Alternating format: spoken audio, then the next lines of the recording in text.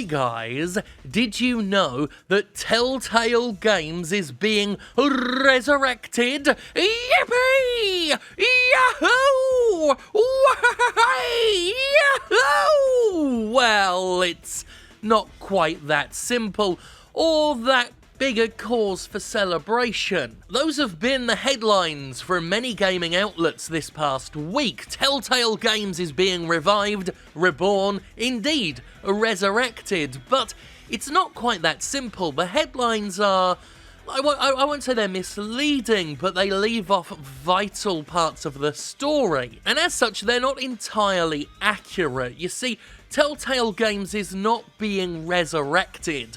The brand of Telltale Games is being resurrected, and there's an important distinction there. Because you see, there's this thing about game development studios that a lot of companies out there don't want you to know, and that's that game developers are made up of people, individuals, human beings. They're not just brand names. But it serves the game industry at large, especially the mainstream AAA game industry, it serves the industry to have you all consider game studios as little more than brands. They want you to think that a brand made a video game. They'd like you to think that a logo made a video game, not a distinct group of individual people. That way you can control those people better. You can hire and fire them on a whim without much uproar. You can infringe on workers' rights. You can call for unreasonable crunch periods if the people in question don't have a prominent public face and name. So what's basically happened is that the brand of Telltale Games has been bought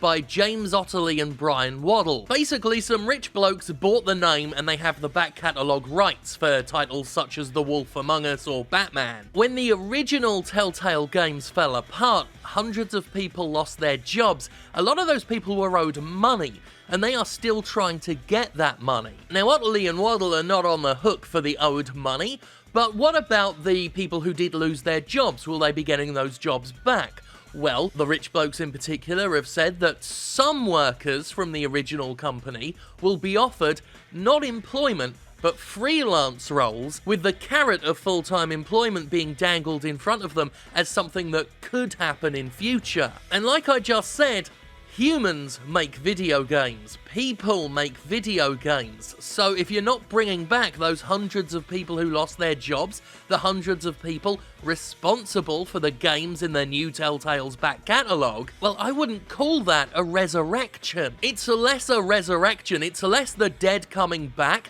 and more the dead body being inhabited by an alien spirit. It's more like possession. In fact, scratch that, it literally is possession. These guys bought the rights. They spent money to possess Telltale Games. And I'm not here to say that Otterly and Waddle are bad guys, I don't know much about them. But neither of them had any involvement with the original Telltale Games. Otterly worked as CEO of a game studio that made licensed games for properties such as Duck Dynasty, which is already a cause for concern, while Waddle is best known for running sales and marketing for the Havoc engine. But this is less about them. They bought the rights, they'll bring back certain games. That's something that I understand people being excited about. It's cool that certain delisted games might be coming back. But this is something that happens not just in the game industry, but in many industries way too many times. A company is mismanaged, it shuts down, leaving hundreds, sometimes thousands of employees out in the wilderness. Someone else comes along, buys the rights to that company, buys the branding, resurrects, quote-unquote, the business, and all those people who were left out in the cold don't get a look in, or indeed are hired back as freelancers without the protections of full-time employment. And that just sucks, doesn't it?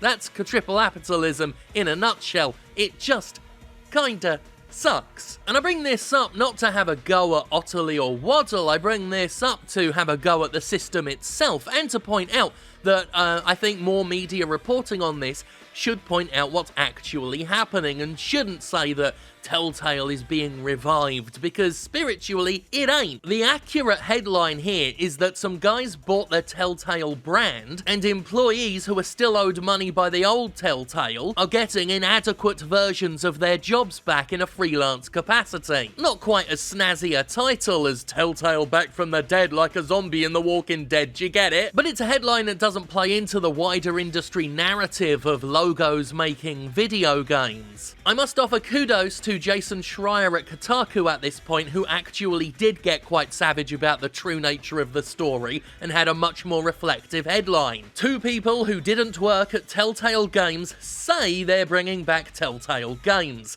I like that.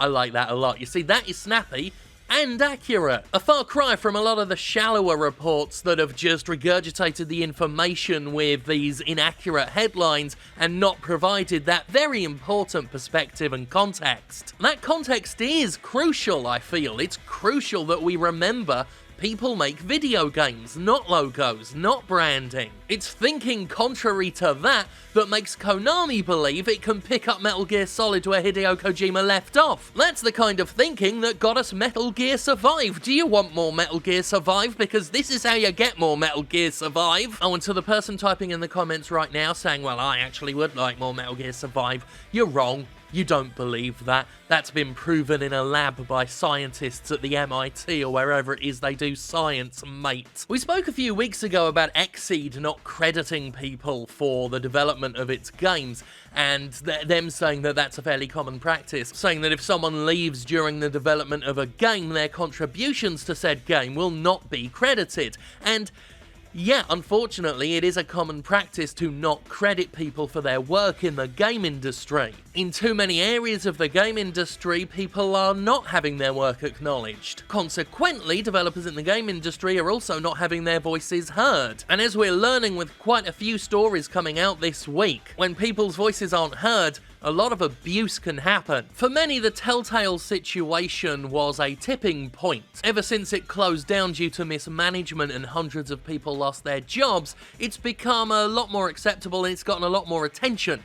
This discussion about game developers organising, unionising, to get themselves a voice, to get themselves some rights and some security in the game industry. And it could be quite easy to look at this resurrection, this so-called resurrection of Telltale Games and think, oh well, Telltale's back, problem solved. But no, problem not solved. Telltale was managed poorly and abusively, and it was the workers who had nothing to do with that mismanagement who got screwed over hardest. And now only some of them have a chance to come back as an independent contractor, as a freelancer, without the security of full-time employment, and that's just shitty. And as I've said many times before and will continue to say again, this is all business as usual. This is all how the system is meant to work. This is what happens to many businesses as standard, and it shouldn't be standard, because it's shitty. And the ones at the top of the shit heap have no incentive to change because that shit rolls down the hill. There needs to be organisation to hold their feet to the fire, otherwise it will just keep happening. So anyway, that's the actual news. Telltale Games is not Reborn, but the logos come back. Yippee!